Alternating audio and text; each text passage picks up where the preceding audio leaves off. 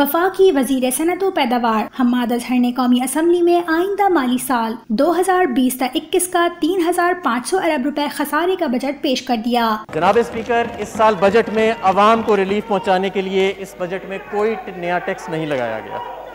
مجوزہ ٹیکس مرات معاشی سرگرمیوں کو تیز کرنے میں مددگار ثابت ہوں گی۔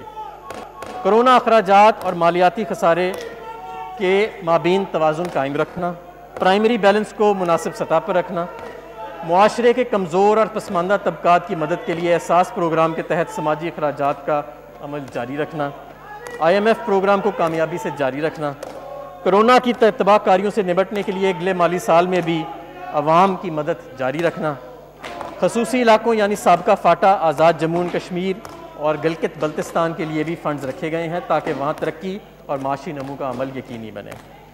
وزیر اعظم کی قیادت میں خصوصی اقدامات اور پروگراموں مثلاً کامیاب جوان، صحت کارڈ، بلین ٹری سونامی وغیرہ کا بھی تحفظ کیا گیا ہے بجٹ میں۔ خصوصی علاقوں آزاد جموں اینڈ کشمیر کے لیے 55 ارب روپے اور گلگت بلتستان کے لیے 32 ارب روپے مختص کیے گئے ہیں۔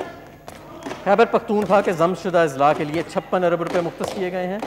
اس کے علاوہ سندھ کو 19 ارب روپے اور بلوچستان کو 10 ارب روپے کی خصوصی گرانٹ ان کے NFC حصے سے زائد فراہم کی گئی ہے۔ قومی اسمبلی کا بجٹ اجلاس اسپیکر اسد قیصر کی زیر صدارت ہوا، جس میں وزیر اعظم عمران خان نے بھی شرکت کی۔ وفاقی وزیر صنعت و پیداوار حماد اظہر نے کہا کہ بجٹ کرونا وائرس کی بحرانی کیفیت کو دیکھ کر تشکیل دیا گیا ہے۔ زرعی شعبے میں ریلیف پہنچانے کے لیے اور ٹڈی دل کی روک تھام کے لیے 10 ارب روپے رکھے گئے ہیں۔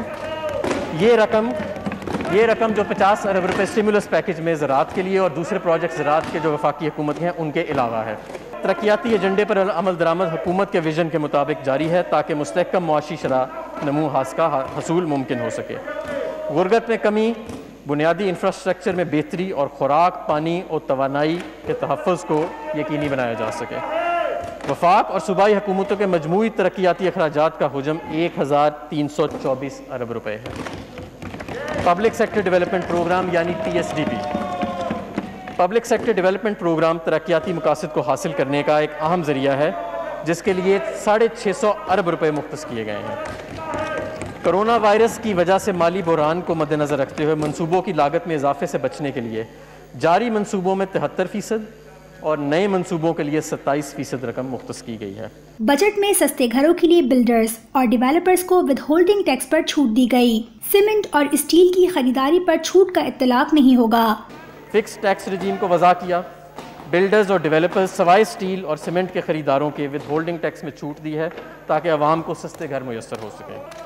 آمدنی کا ذریعہ نہیں پوچھا جائے گا۔ خاندان کے لیے ایک گھر پر کیپٹل گینز ٹیکس کی چھوٹ ہوئے گی۔ سستی رہائشوں کی تعمیر پر 90% ٹیکس ویو کر دیا گیا ہے۔ تعمیرات کو صنعت کا درجہ دے دیا گیا ہے۔ حکومت کی توجہ توانائی کی توسیعی منصوبوں اور بجلی کی ترسیل و تقسیم کا نظام بہتر بنانے اور گردشی قرضوں کو کم کرنے کی طرف مرکوز ہے۔ اسپیشل اکنامک زونز کو بجلی کی فراہمی کے منصوبے اور غیر ملکی امداد سے چلنے والے منصوبوں کے لیے خاطر خواہ مالی وسائل رکھے گئے ہیں۔ اس ضمن میں حکومت نے 80 ارب روپے مختص کیے ہیں۔ ان فنڈز کو خاص طور پر بجلی کی طلب اور پیداوار کے درمیان فرق کو ختم کرنے کے لیے رکھا گیا ہے۔ اس سال حکومت پانی سے متعلق منصوبوں پر خصوصی توجہ دے رہی ہے اور اس ضمن میں تقریباً 70 ارب روپے مختص کیے گئے ہیں۔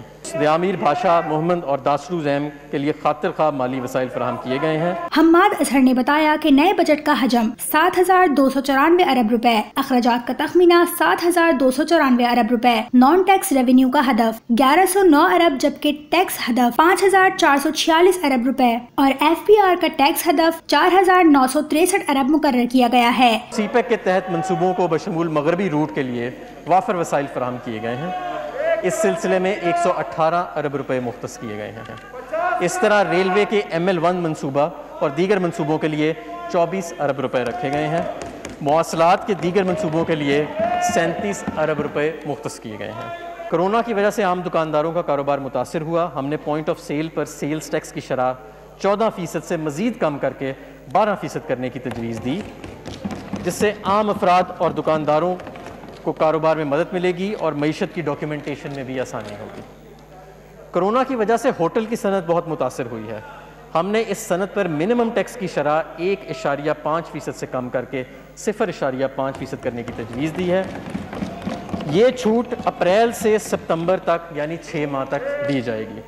درآمدی سگریٹس، بیٹری، سگارز، چھوٹے سگارز اور تمباکو کی اور دیگر اشیاء پر FED کو عالمی ادارہ صحت کے معیارات کے مطابق 65% سے بڑھا کر 100% پر کیا جا رہا ہے۔ اس طرح تمباکو کے متبادل اور سگریٹس کو بھی اس فہرست میں شامل کیا جا رہا ہے۔ انہوں نے کہا کہ نشکاری سے 100 ارب روپے حاصل ہونے کا تخمینہ، جبکہ جاری اخراجات کی مد میں 6345 ارب خرچ ہوں گے۔ دیگر ٹیکسوں کی مد میں 501 ارب وصول کیے جائیں گے۔ دفاع کے لیے 1279 ارب روپے، پینشن کی ادائیگی کے لیے 470 ارب، گرانٹس کے لیے 905 ارب روپے مختص کیے گئے ہیں۔ وزیر اعظم عمران خان نے نامور ریفارمر ڈاکٹر عشرت حسین کی سربراہی میں سرکاری اداروں میں کفایت شاری اور ان کی تنظیم نو کے لیے ایک ٹاسک فورس تشکیل دی ہے جو سرکاری اور نجی شعبے کے ماہرین پر مشتمل ہے۔ اس ٹاسک فورس نے اپنی رپورٹ پیش کر دی ہے جس میں 43 اداروں کی نجکاری، 8 غیر فعال اداروں کو ختم کرنا، 14 اداروں کی صوبوں کو منتقلی اور 35 اداروں کو دوسرے اداروں میں ضم کرنے کی سفارشات کی گئی ہیں۔ بجٹ میں کہا گیا ہے کہ کاروبار کے لیے لیز پر گاڑیوں کی لاگت کی بالائی حد 25 لاکھ مقرر کی گئی ہے، جبکہ غیر منافع بخش فلاحی تنظیموں کو چندوں اور عطیات کے گوشوارے لازمی جمع کرانے ہوں گے۔ معاشرے کے غریب طبقے کو ٹیکس کے اثر سے بچانے کے لیے موٹر وہیکلز کی تعریف میں ایک تشریح کی تجویز دی جا رہی ہے تاکہ یہ واضح کیا جا سکے کہ سیکشن 231B اور 234 کے تحت آٹو رکشہ، موٹر سائیکل رکشہ اور 200 cc تک موٹر سائیکل پر ایڈوانس ٹیکس وصول نہیں کیا جائے گا۔ یہ تشریح معاشرے کے غریب افراد کو ریلیف فراہم کرنے کے مقصد کے لیے جاری کی جا رہی ہے۔ عطیات کی نگرانی اور منی لانڈرنگ سے بچنے کے لیے تجویز ہے کہ دوسرے شیڈول کی شق 61 کے تحت مخصوص اداروں کو دیے جانے والے عطیات کی مخصوص شرائط کے ساتھ استثناء دیا جائے۔ اس بات کو یقینی بنانے کے لیے کہ NPO سٹیٹس کے تحت درکار دستاویزات کو مکمل کیا جائے، تجویز ہے کہ دوسرے شیڈول کی شق 66 کے تحت مخصوص اداروں کی آمدن کو ٹیکس سے مستثنیٰ قرار دیا جائے، جس کے لیے دفعہ 100C کے تحت 100% ٹیکس کریڈٹ کی مطلوبہ شرائط کو پورا کرنا ضروری ہے۔ اس کا اطلاق 1 جولائی 2021 سے ہوگا۔ تجویز ہے کہ غیر منافع بخش تنظیموں، NPOs، ٹرسٹ اور فلاحی اداروں کے لیے لازمی قرار دیا جائے کہ وہ 100% ٹیکس کریڈٹ کے حصول کے لیے سابقہ ٹیکس سال کے دوران حاصل ہونے والے رضاکارانہ چندوں اور عطیات کے گوشواروں کو جمع کروائیں۔ مزید NPO کی تعریف میں ترمیم کرتے ہوئے اس میں صرف ایسی تنظیموں کو شامل رکھا جائے جو عوام الناس کے فائدے کے لیے کی جانے والی سرگرمیوں میں مشغول ہیں۔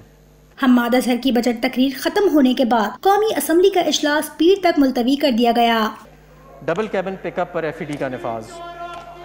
مقامی اور درآمدی گاڑیوں اور SUVs پر FED کا سٹرکچر پہلے سے موجود ہے۔ ڈبل کیبن پک اپ جس کا تعین فی الوقت اشیاء کی نقل و حرکت یعنی گڈز ٹرانسپورٹ کے لیے استعمال ہونے والی گاڑی کے طور پر کیا جاتا ہے، جبکہ اس کا استعمال ملک کے خوشحال طبقے میں بطور سٹیٹس سمبل کیا جاتا ہے۔